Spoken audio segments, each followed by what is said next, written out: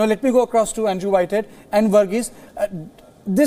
I'm not saying that the Congress has won, but the Congress has done very well in all three states. Let's not get into the debate on whether they'll form the government or not, because Madhya Pradesh is fluctuating. That's a separate thing. But does this fire the idea of Mahagathbandhan, or we call the Grand Alliance in India? Will that idea be fired up now? I think it's bound to have a real boost. Prior to these results, it was very difficult to project Rahul Gandhi as a potential leader of a substantial opposition coalition nationally. And I think Rahul Gandhi is now back in the frame, because in the three key states, the three Hindi belt states where there was a straight contest between the Congress and the BJP, in all three, the Congress has made very substantial gains. And as we've heard, it's swept Chhattisgarh.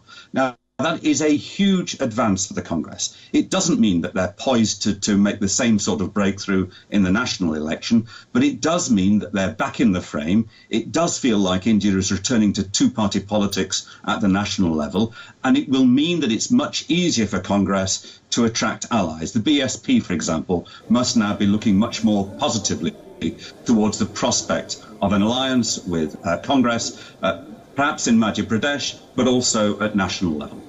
Varghese, do you agree? It's two-party or Mahagathbandhan?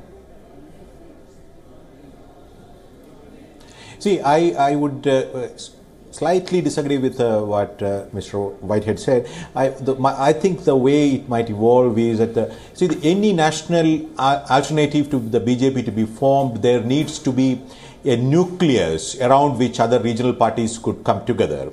So Congress under Rahul Gandhi was not the right bet for that until today. As of today, on this I agree with Mr. Whitehead, which is that by confronting the BJP in the 4 states in a very creditable manner, starting with Gujarat and with today's results, Rahul Gandhi personally and the Congress as a party has proven that it can be a challenge to Modi and the BJP. This is also an approval of sorts for the reformation or the changes that Mr. Gandhi has tried to bring about in the Congress party in terms of expanding the Congress social base, particularly reaching out to the backward caste and the Dalits in these states, and also trying to bring up a new generation of leadership. In fact, what the difference in Chhattisgarh, which the Congress has managed to sweep, as opposed to Madhya Pradesh and Rajasthan, is, to my mind, the fact that in Chhattisgarh, Congress actually abandoned or went to the election without the baggage of its previous chief minister. Ajit Jogi's exit, which many people thought would be a problem for the Congress, in fact turned out to be quite a blessing in disguise for the Congress. When the Congress is sort of sidelining or its old generation and actually moving ahead with a new crop of leaders, I think the party has certain appeal among the people. That's how I would look at it. Francois, you wanted to ask a question? Mr. Varghese, so then do you think that Mr. Rahul Gandhi has good advisors, whereas Mr. Modi has bad advisors or no advisors at all? Does that mean that Mr. Rahul Gandhi is well advised? I mean, I have no... I don't know, because I think good politicians, as we all know, do not go by what... No, I did not say that. I did not talk about Rahul Gandhi. In fact, Rahul Gandhi did that experiment of bringing a new leadership up and asking the old guards to take a step back. In some states, that did not happen fully, because in Chhattisgarh, so in Madhya Pradesh and in Rajasthan, there was a not so subtle war of nerves between the old guard and the new guard.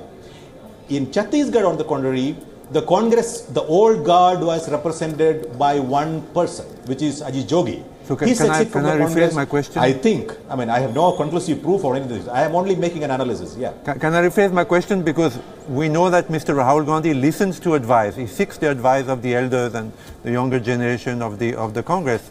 But who advises Mr. Narendra Modi? To whom does he listen? Nobody knows. I mean, I don't know to whom. I don't know. I don't Do know. you? I don't know. Dr. Paranjpe, you had a question for Because Verghese? I was saying the question of advisors is totally different. But coming back to the main issue of building coalitions or going head-to-head, I think it's very clear that a head-to-head confrontation or fight between Narendra Modi and Rahul Gandhi will not benefit the Congress. So I think the Congress is thinking in terms of clusters and looking for local level coalitions rather than a Mahagathbandhan. But here's the deal. Look at the success of Mr. Chandrasekhara Rao in Telangana. It is spectacular. We haven't talked about Telangana at all. And let's not forget that Mr. Rao began as a congressman. It's almost three-fourths. Three-fourths, 90. Almost three-fourths. Yeah. So he began as a congressman. He then shifted to TDP. And on his own, he's now wiped out both Congress and TDP. TDP is his big rival next door in Andhra Pradesh. Now imagine a Gathbandhan between these two, who are rivals locally. A lot of subsidies and, you know, giving a lot. He's given a lot. Perhaps, but he's done something right. He and his family have retained the trust of the Telangana people, at least for one more term. At what cost? Well, you see, these are the questions. I mean, we were talking about populism versus reform, and I think that in large democracies like India, you have to balance the two, you know, you have to reach out to but people. But then the bottom line is, it positioned Congress as an alpha partner within the regional parties opposed to Bharatiya Janata Party. Not always. Look at UP or Bihar. But Congress. that's the concession which the Congress will have to make. Yes. But now Congress will have a lot of political elbow room when it comes to ADMK, a lot of political elbow room when it comes to West Bengal. They have a choice between two. Absolutely. But all I'm saying is this Mahagathbandhan across the nation looks to me a slightly doubtful or dicey proposition compared to more local or regional or state-wise alliances. I want to ask a question of Verghese. A question was asked, who is advising, I think you asked the question, but it wasn't really answered. Who is advising Narendra Modi? Well, clearly it's Amit Shah. Now, Amit Shah played a role in all of these states. Is his authority going to be undermined because of the lackluster performance of the BJP? You know, if the Prime Minister is looking for success, and he obviously raised Amit Shah because he provided successes for over a couple of years. Now it's not. So is his position endangered? And Ram Madhav, I think Ram Madhav advises, but badly, because in Kashmir they lost and here they're losing. But you know, if in Northeast, there's not one seat in Northeast. You can't call this winning. The bottom line here is that ultimately we are talking about Congress as a political party back in action. Rahul Gandhi as a politician whom journalists and political pundits will take seriously. My point about advice, just one quick point, is that I think there's two kinds of advice that both people seek. One is strategic political advice and the other is expert advice, data, facts and figures, you know, and I think both sides are employing very professional people, and marketing advice, how to market yourself, you know, how to build narratives. So I think there are two layers of advice now, not just one. And I think there's a great deal of professional help that both sides get. I mean, Praveen Chakravarti is now helping with data analytics and other things, Rahul. So I think both are building up that heft, that strength, that gravitas. But I think you're right in terms of a small group of people giving very strategic political advice to both. It's not thrown open. You can name these people. Daniel? You know, I heard, I asked at least 5 Congress leaders of what's happening in Madhya Pradesh and Chhattisgarh who are traveling into this. So they told me very interestingly that in Chhattisgarh, people have decided to dislodge Raman Singh government. People have decided. You know, with all this that we discussed, that how strategic and how intelligent is Narendra Modi and how now Rahul Gandhi is very intelligent and his advisors and so on and so forth.